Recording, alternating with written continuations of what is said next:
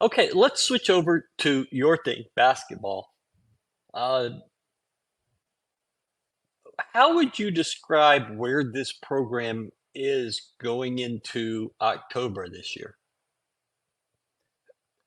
With questions, they're nationally relevant. They're nationally, I mean, from what this program was before Kelvin Sampson to now is just amazing. Yeah. But the questions for sure, because this is the first year in the Big 12, which is either the top basketball conference in men's hoops. The Big East fans would say it's the Big East, 1A, whatever you want to call it there. But the question is, how will the Cougs' style, talent equate from life in the American to the first year of life in the Big 12? I think it'll be fine. They're going to lose more games in the Big 12 because it's the Big 12. Yeah. I'm not sure how many fans, Coug fans, are prepared for that. Cougs might lose 6, 7 games in conference and still go far in the tournament. And be really good, right? Yes, yes. Uh, if you played well in the American, you didn't lose, Right. and you could play well in a half dozen games in the Big 12 and lose them all. Yep. And my question is, how do you bang from game to game inside? And you're going to have to rely on a couple of young guys uh, to give you, if not major minutes, then at least significant. You're talking 15 or 20 minutes from Tugler and McFarland and Lott. And I won't go Jacob McFarland. JoJo for sure. yeah, Lot, yes. I think JoJo is probably, well, offensively he's much more advanced and skilled than Cedric is. right. Cedric is bigger, stronger, just almost really naturally. And now working with Coach Bishop, he's in shape. He's in Coach Bishop shape Yeah. for the Cougs. But the front court, the 4-5 position is the biggest question mark for the team. If they play well, they will be a big key to how far the team goes in the tournament. The guard position, the wing positions are the strength of the team because of inexperience, not as effective. I feel confident in saying that we're going to see some four guard lineups. Yeah. It's a question of how many minutes we'll see that and if they can rebound effectively in that four guard lineup. That fifth person, the big, would be most times Juwan Roberts. I think Right. sometimes it will be Jojo Tugler. Eventually, his offensive game is more advanced than Juwan's was at the same stage in Juwan's career, but Jaywan's career. But I'm going to Kelvin Sampson now. You got me all confused how I Yeah. pronounce You, his name. you, But JoJo's future is very bright, and if he can give them consistent minutes and rebound, and I'd be surprised, even though his low post game is pretty advanced as a freshman. I'm not sure if the coaching staff will trust him enough to give him to call plays for him in the post just yet. yeah.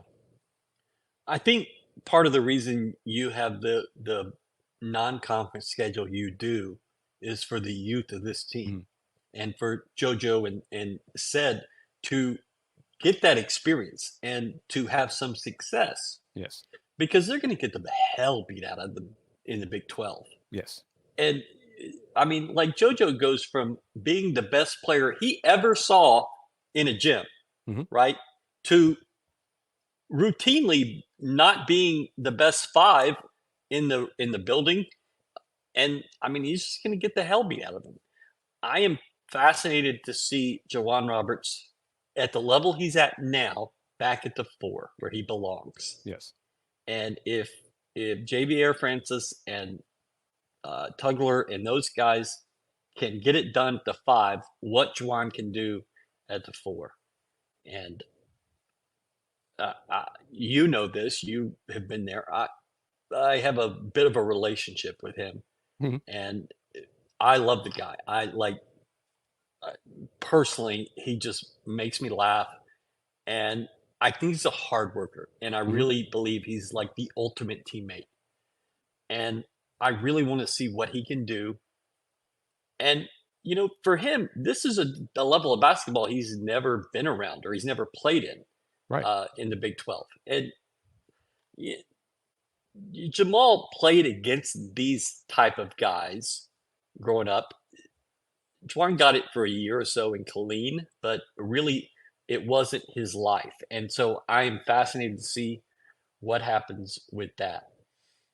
Um, Yeah, Xavier Francis is a key yeah, because if he can avoid foul trouble, be a solid, consistent rebounder, and then be a presence defensively, and then just get some putback buckets here and there, and Juan can be comfortable at the four, then the team is balanced. It's a yeah, lot of pressure on Xavier. His development has continued, is continuing, but they get consistent production from him, JoJo, and then Sid doesn't have to play a lot of minutes, but it's just those three guys you can count on at the five spot. This team could be really, really, really good. But the yeah, question mark is there because we're just not sure it's going to be happen consistently. yeah. The difference in last year's team and this year's team was what, No Jarris Walker, no right? just tremendously athletic player to just like wow kind of player up front. That's a big difference. And heck, obviously, no Marcus Sasser. Yeah. But LJ Cryer is not the one-on-one player Marcus was at UH. Hmm.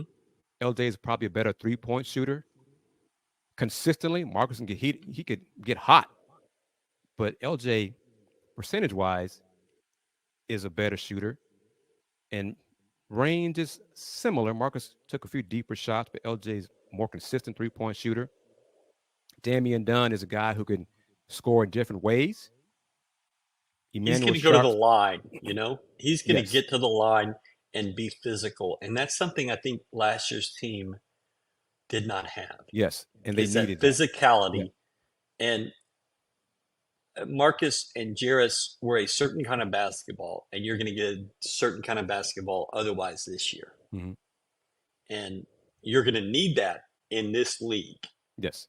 They're gonna have to score different ways in the Big Yeah. 12. I think they'll play faster, which is probably going to be necessary. Yeah. But you make a great point. Damian Dunn is a guy who can score through contact, draw fouls, make his free throws. Emmanuel Sharp is a spacer because of his 3-point threat. But how is he going to do in the Big 12? And this is the first year for all these guys, except for LJ, Yeah. really. So talent, this team is talented. But and the culture will still be there. They'll play defense, they'll play hard, they'll compete, they'll dive on the floor, all those Cougar characteristics. But Ryan, Big 12 team do a lot of that same stuff too. And some of them have more talent than the Cougs do. So that's going to result in more losses. Yeah. Emmanuel is a fascinating character to me because I see practice shooting, I see scrimmage and pregame. He's making a lot more now than he Mm, ever has, and it just looks different. I've always loved the first practice I ever saw with Galen. He said, "Watch the way he shoots. Just watch how it comes off his fingers." And my basketball knowledge is way behind Galen's, but it was like, "Yep, that looks pretty. That's really nice to look at." And he was a great shooter a year ago, but there's something different. And man, I want to see that. I want to see that on the court in a game and see how it develops game over game and what has happened with his defense. Has he taken that next step? Because if he has, he's a guy you're going to have trouble getting off the floor. right. If he, one of my pet peeves, folks who know me, follow me, Emmanuel had a problem last year. Well, his time on the court of going for foul jump shooters. Hmm. That if he stops doing that, that's a big plus for him defensively. He keeps himself on the floor, avoiding silly fouls, avoiding Coach Kelvin Sampson's wrath, fire, anger, profanity, all those things. Offensively, the 3 point threat is there. Some teams are going to try to run him off the 3 point line. He's improved his dribble drive to the hoop and finishing at the rim to become more of a complete player, offensive player, and that's just going to add to his game and make the Cougs a more of a threat offensively. This team could score some points. Terrence Arsenault, his second year, the potential is there, but if he finally trusts his shot, like his teammates and staff trust in his shot, to let it go without thinking about it. Should I shoot it now or should I pass it? Just shoot the ball. Okay, you're open. We got you open. We trust you to take the shot and make the shot. Do it. If he does Yeah. that, that'll help his game. Second year, he's more confident. I think he's getting stronger as well. Offense should not be a problem. Rebounding could be, but that's where I think Ramon Walker back on the team. Ramon could add to rebounding from I'm kind of curious where he's going to play. Yeah. He might see some I, time at the four to help with the it's, rotation. I mean, you brought up Terrence and then Ramon Walker, and it's like, oh, yeah, he's there too. Yeah. Oh, he's there too. I mean, there is depth. There's Mm-hmm. a lot of good players. I think the thing this team has to do is finish at the bucket. Yes. If you look at the numbers nationally over the last few years, they have been bad And at Jamal's finishing at the bucket. one of the leaders at that. Yes. Yeah, he really has been. And you think he's going to be, but you just have to finish stronger.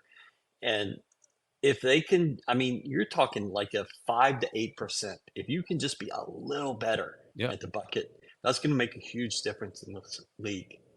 And Um, that's one that's one thing. You know, the Cougar teams under Coach Sampson are known for not being great shooting teams, right.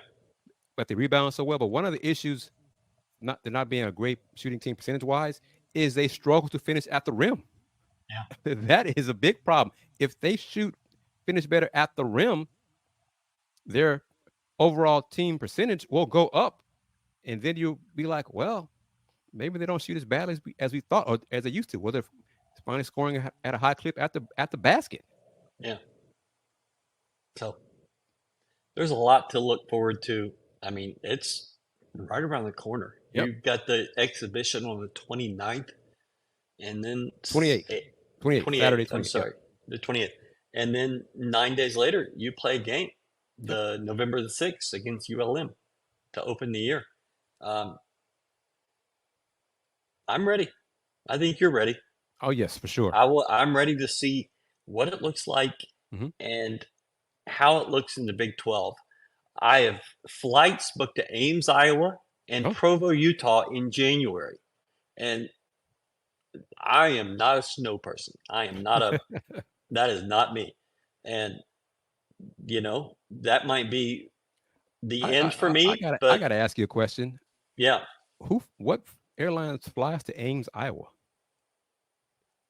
You fly to Des Moines, Okay, and that I know. I was like, okay, hold up, Ryan. yeah, it's about Okay, 30 minutes okay, of a drive. But if it's in the snow, it might as well be 8 hours for me yeah. because we'll see. I might not make it to Provo next week, but it's an amazing schedule, Yes. and just the home games. I mean, whew, you're gonna have a lot of fun if you have a season ticket. You can't miss a conference game. You could miss games in the American, and it's not a big deal. Right. But you can't miss one this year. You shouldn't, and get there early because there will be fans from the opponents who will be there already because Yeah, they're ready for this too. I think U of should send out an email saying, "Look, you know how this garage is, okay? Yep. It's a nightmare. Figure it out. Get Yes. there 10 minutes earlier than you think, and things will be fine. It would be nice to see a full home court advantage from the opening tip, which Yes. you have not had, Correct. and we'll see how that goes. And But players notice that. oh, 100%. You come out to a throng is way different than the under 8 timeout, and then you notice that Yeah. there's a big crowd. So Kris Gardner, Houston Roundball Review, one of the good guys, and he's covering football and he's obviously covering basketball. So thank you, Kris. Appreciate it quite a bit. My pleasure, man. Thank you very much. All right, thank you.